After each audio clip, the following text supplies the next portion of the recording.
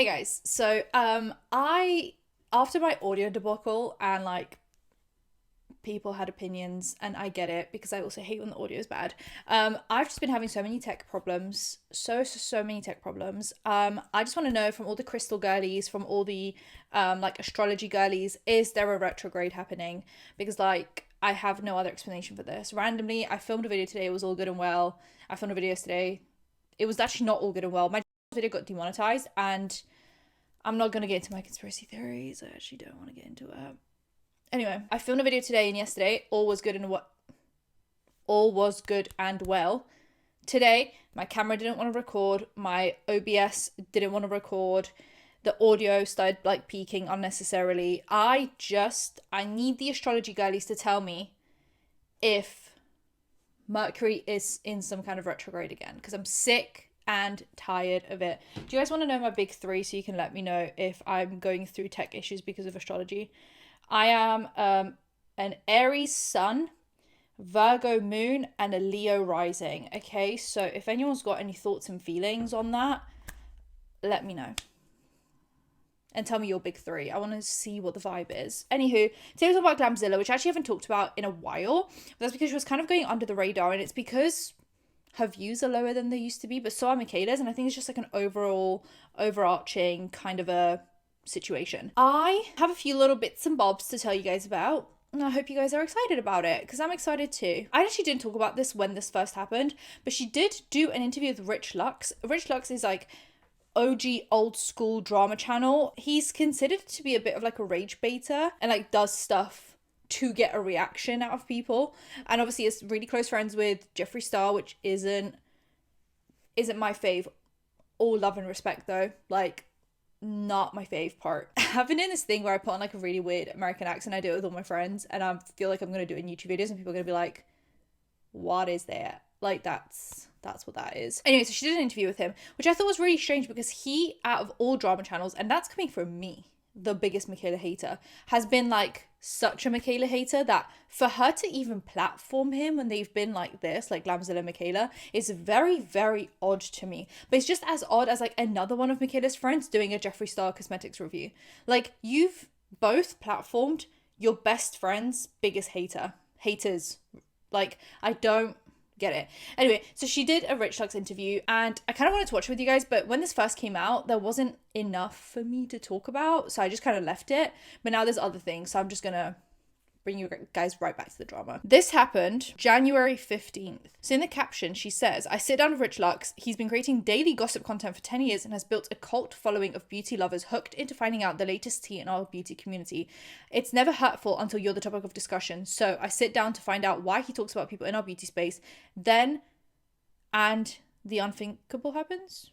Will Rich Lux keep his word? It's always funny to me, like, I'm never invited to these things. Ever. Not that I want to be. I don't want to do a sit-down interview with anyone. I don't want to do a sit-down interview with Michaela. I actually don't. And I'm so glad people don't ask me to do it. The tea in the shade of it all is I never get an email being like, well, I say never, it's so dramatic. I like rarely get an email that's like, do you want to do an interview? But I have received a cease and desist. So people don't want to sit down with me. They just want to silence me. Were you silent or were you silenced? I was silenced. To confront my biggest hater. He's been making videos about me and my friends, and I want to talk about it. Let's talk about it. Okay, welcome. I'm Glamzilla, and I'm beauty HR of the beauty community. Okay. Oh my god, I'm in trouble. You are in trouble. Who hired you for that position? Oh my god. We called into the office, and we need to chat.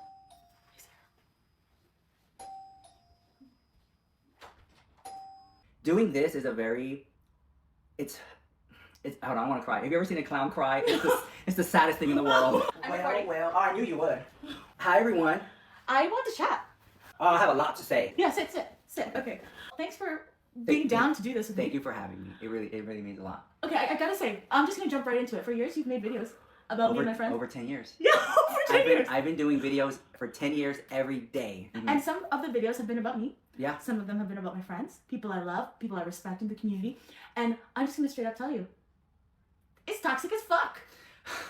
You know, I'm the hardest working. Do you know what's toxic? Shilling products for money. Doing allegedly undisclosed ads. Reporting on it. I mean, again, I'm not the biggest Rich Lux fan. You guys know this. I've said it before. But do I think across the board reporting on people doing undisclosed sponsorships is a bad thing? No. Personally, no. Down in town, and I'll say this: it's celebrity news and gossip. It's high drama. It's gossip. It's satire. It's parody. It's comedy. Why the fuck do you do it? You know, I'm Rich Lux. I'm gonna keep it real. Okay. Okay. So, one, it's a business. Okay. It's a business to talk about celebrities, influencers, CEOs. It's a whole industry. Just like the beauty community, there's like a gossip community. And it honestly, so to answer your question, why I do it. Why is she acting like he just said the most profound thing she's ever heard? Like, really, let's all just use our brains for a second, just for a split minute, please. It's a gig. Okay. And I'm keeping it real. Like I'm kind of like pulling behind the veil. Okay, yeah. You know, and like no one's ever seen this side of you. Yeah. Right? I have to be so real with you. The video of you saying whatever has never affected me. But reading the comments and reading that all these people don't like you or don't trust you or think the worst of you when... Then stop doing allegedly undisclosed ads and then people won't talk about it and then you won't have to read comments about yourself. I'm not used to that because my community and my audience... Positive on your end. And if someone else talks about you and then you see it, and it's very a hurtful. different scope. We ended up chatting and I think we understand each other a lot more. I see you, I hear you, and I'm gonna take a step back and really think about what you said. Okay. I will be a lot nicer in my videos. Hold me accountable. I will. Okay. The comment section will hold you accountable. Here you go. Are you? Okay, you're gonna be kinder in your videos. Now I will say this, honestly, if there's any video I ever made about you want me to delete it, I will delete it. You or any of your friends, because I make so many. It costs me nothing to delete a video. Okay. Because it's just a gig, it's just a business, it's nothing personal. I actually didn't see the whole point of this interview. You know, you guys know how I feel about this whole like, oh, people are allowed to talk about us and then doing this weird confrontation. That's why I typically don't, like, even if someone was like, do you want to do an interview with me? I'd be like, no, because I'm going to make things really awkward for the two of us. Like, I'm going to sit there and be like, no, I'll continue to talk about you because I stand by everything I say. And then we're going to sit there and just stare at each other like this. Like, you're not going to get this big reaction out of me. And if they're like, yeah, but reading the comments, yeah, I read negative comments about myself every day. Like, me and you, we're like this. That's the internet. Like, maybe that's why I don't get invited to do interviews. Maybe that's why. She then posted a video, which I found really strange and delusional. So her take is that her foundation videos specifically are being reported because she's too fabulous. And the caption on the video says, stop reporting my videos. And then in the caption, she says, at Estee Lauder, at Morphe, directly, hit me up, let's do an ad, because why not? I think this is such a strange TikTok because for one, like, it's definitely slight rage bait and sarcasm, which is like fine, whatever. Two, it's ad baiting. You're like baiting brands into doing sponsorships with you under the guise of like, people are reporting my videos, they're being taken down because I'm just like too fabulous. Like, Morphe and Estee Lauder, work with me, please. And it's very strange because she then does do an Estee Lauder ad. So I'm just a bit like, was this a setup for an ad? I don't understand. And then three, I feel like people might be reporting your content because you're allegedly doing undisclosed ads or ads that aren't properly disclosed. Like, you might put hashtag ad in the depths of the depths of the depths of the caption, that it's like, maybe that's why you're being reported. It's not because you're too fabulous. Like, I don't understand this whole like, I'm just too positive, too fabulous, too this, I'm the HR of the beauty community. You lie just like the rest of them, allegedly. And according to the FTC guidelines, if we're talking about what a lie is, I'm just like legally covering my ass.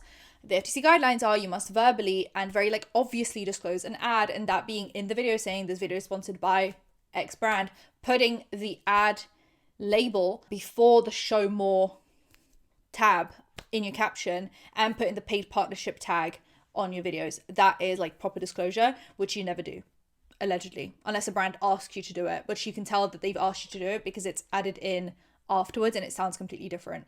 Anyway, let's watch this video after I've had my little spiel. Stop reporting my videos. Anytime I do this, anytime I apply foundation like this, so many people report my videos that they get taken down. My account gets banned every single time just because of how beautiful I am and how good I apply foundation. Listen, honey, it is not my fault, okay?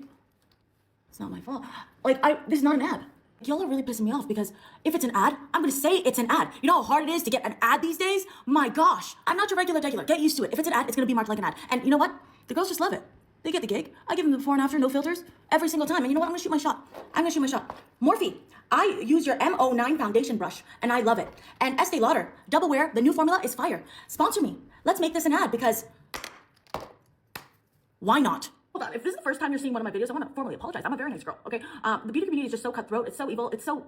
Why? I'm Canadian. And you're going to like me. I'm very fun. I don't filter any of my videos. I give you real swatches. You see how products work. My lighting is fire. And I can beat a damn mug. Anyways, she irks me almost as much as Michaela. Like, the cringe that I get from watching both of them is unreal, but that's besides the point, because that's actually just, like, besides the point. I feel like this was supposed to be an ad, as in not this specific video. It's a setup for an ad, like the Estee Lauder, please sponsor me, because then she does do the Estee Lauder ad for their new foundation. Like, how convenient is it, right? Because then we have this video, which is the actual ad, and this one says paid partnership tag on it. Let's hear the verbal disclosure that we're going to get here. Estee Lauder reformulated Double Wear. Let me show you 3 different ways to wear it without a filter. It comes in 57 shades, 9 intensities, and 3 undertones, so you're gonna find your shade. My shade has never changed. I'm 3C1, dusk. Jake, 1 dot can really go a long way. Let me show you. For a light coverage look, I'm just gonna dot right here, just to even out my complexion, and we're gonna blend in with my fingers, just like this. This is a lightweight, breathable formula. Literally, is undetectable on the skin. That's because of that great color match. Now let's build this up to a medium coverage finish. And this time, we're using a brush. This formula works on all skin types, which is great. It has 36-hour oil control, and then locks in our skin's moisture for 72 hours. So we've built up that coverage. And you see what I mean about it being a lightweight formula? It doesn't have that flat matte finish. There's life to it. It looks like my skin. Now for a full coverage look, we're going right in with a sponge. Double Wear really covers everything. It's transfer proof, it's waterproof, and if you notice, the entire time we're building up all of this coverage, it's a color true formula. And here is the full coverage application. No filters, just Double Wear. Where was the verbal disclosure? Because in your last video, you said that you disclose ads properly and that's what we get on your page. That's not proper disclosure according to FTC guidelines. Just putting a paid partnership tag that is available on the app is not enough. You have to verbally say this video is sponsored by, and you have to make it very obvious in the caption before it says show more that it is an ad. This is not proper disclosure according to the FTC guidelines. And I feel like the previous video was a setup for this ad. Then we have her doing the L'Oreal mascara ad that she did the photo shoot for with Michaela, with a L'Oreal comment under there saying, no gimmicks, just results, which I feel like is slightly shady. I don't know to who. I hope it's not Michaela, because she was also in that ad. But saying like, no gimmicks, just results. What gimmicks? Like putting false lashes on to promote the L'Oreal mascara? Let's watch the TikTok though. So this was posted a day ago and it says L'Oreal Paris partner with the paid partnership tag. Let's hear if there's some verbal disclosure. Also paid partnership tag again is not enough on its own, and the L'Oreal Paris partner thing on the screen is also not enough without verbally saying this video is sponsored by, or this is an ad for, a paid ad for L'Oreal. I have the shortest lashes ever, and I have real results. I have the shortest lashes ever, and I've partnered with L'Oreal to show you just how good my mascara is. I'm going to tell you what you need to know. L'Oreal Extensionist Mascara. It's going to give you length, volume, and curl. All right. I'm up close, zoomed up, no filters, no gimmicks. Just a really good mascara that works. Try it out. And then L'Oreal Paris USA said no gimmicks, just results. Is that shade at the other person that was in the brand deal because they did a gimmick to show the results of this mascara?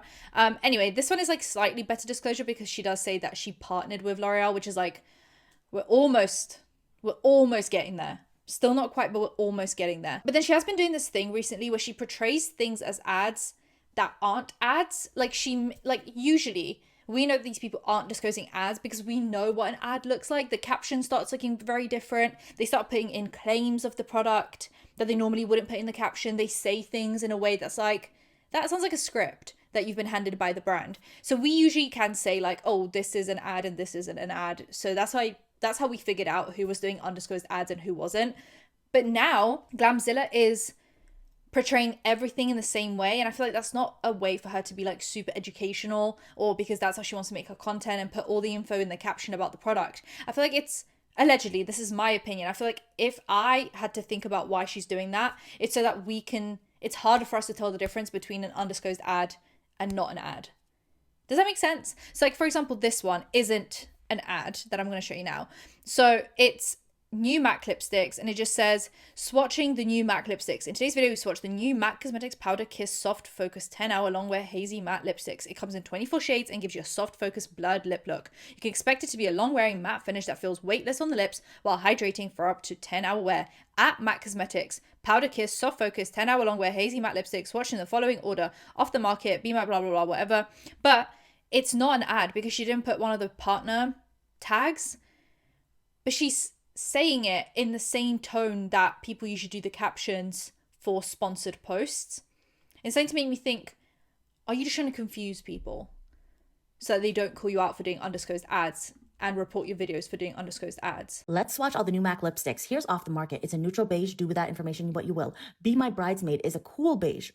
Okay, now sultriness. But then we have this one where the caption looks very similar, but we can see it's a paid partnership tag. And it says, the Glamzilla Pink Tongue Lip Combo. I created the prettiest lip combo of at Summer Fridays, and I hope you love it because it's the same shade as your tongue. Here's how you get the look. Using the Flush Lip Stain 12-hour transfer-proof lip tint. Like, you know when they start naming the full professional name of the product, you know it's an ad because it's like, that's in the contract. Like, you have to, it's in the brief, you have to say the full name of the product. Fill your entire lips with a soft line lip liner, long lasting lip pencil in the shade Rosé. Add lip butter balm treatment for hydration and nourishing shine. You can shop the Glamzilla lip combo now exclusively at summerfridays.com, link in bio. But this one is an ad, but you can see that the caption looks the same, but one is an ad and one isn't. And I'm like, is this a new way for people to confuse people into not knowing what is an ad and what isn't? Because they've realized that we've realized what an ad looks like, even if you don't disclose it properly.